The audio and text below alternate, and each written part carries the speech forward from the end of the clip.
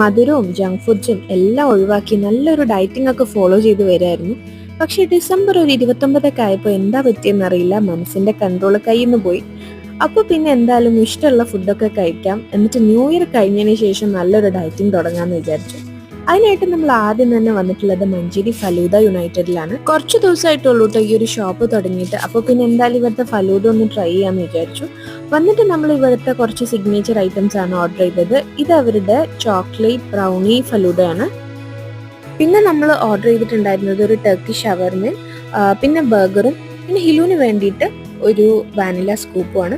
എല്ലാം നല്ല ടേസ്റ്റ് ഉണ്ടായിരുന്നു. പക്ഷെ കൂട്ടത്തിൽ നമുക്ക് ഏറ്റവും ഇഷ്ടപ്പെട്ടിട്ടുള്ളത് ടർക്കി ഷവർമയായിരുന്നു കേട്ടോ. അത് നല്ലൊരു ടേസ്റ്റ് ഉണ്ടായിരുന്നു. ഫുഡ് കഴിക്കാൻ തുടങ്ങിയാൽ നമുക്ക് ആർക്കും പെട്ടെന്നൊന്നും നിർത്താൻ പറ്റൂല. അതുകൊണ്ട് തന്നെ അവിടെ നിന്ന് ഞങ്ങൾ നേരെ പോകുന്നത് ബിരിയാണി കഴിക്കാനാണ് കേട്ടോ. അത് നമ്മളുടെ ഫേവറേറ്റ് സ്പോട്ടായിട്ടുള്ള ദം ചെമ്പിലാണ്. ഇവിടുത്തെ നൈറ്റ് വൈബ് അടിപൊളിയാണ് കേട്ടോ.